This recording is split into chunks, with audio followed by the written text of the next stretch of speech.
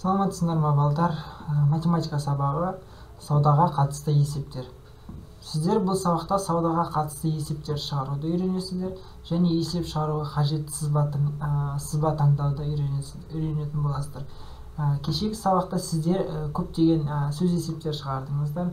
Оны сызбаға салып, шартын құрып, шешуін шығарып, жауабын жазып үйренген болатынсыздар.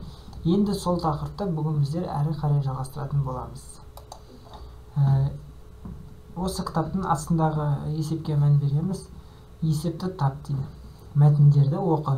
Олардың қайсысы есеп болып табылады? Неге дейді. Қазір мен сіздерге екі мәтін оқимын. Соның қайсысы есеп? Не себепті есеп екенін маған айтатын боласыздар. Қанат жексенбі күні саябақта демалды. Ол тәтті мақта сатып алуға 40 теңге жұмсады.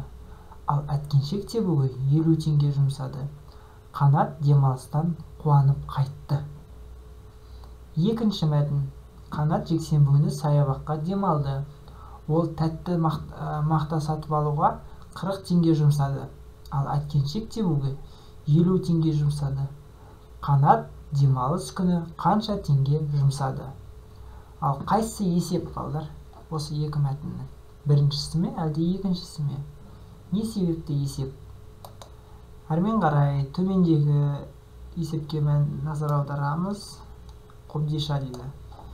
Есепке сәйкес келетін сызбаны тауып есепті шығар дейді. Астында сіздерге 3 сызба берілген А, Ә, Б деген. Осы есепке қайсы сызба сәйкес келеді, сол арқылы сіздер есепті шығаратын боласыздар. Мен сіздерге есептің шартын оқимын. Нұргүл мен Нұрлан ақша жинап жүр. Нұргүл жинақ қобдишаға 10 теңге, ал Нұрлан 8 теңге салды. Олардың қобдишасында қанша ақша бар дейді. Ал осы есепке астындағы сызбалардың қайсысы сәйкес келеді? Тауып шығарамыз. Әрі қарай жалғастырамыз. Шығарып көр. Мына сіздерге қарындаш берілген, қарындаш және өшіргіш берілген. Қарындаштар 40 теңге тұрады, ал өшіргіш 20 теңге тұрады.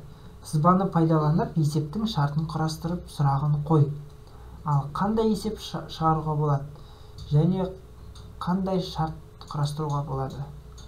Ойланамыз, есепті шығарып, жауабын айтамыз, жазамыз.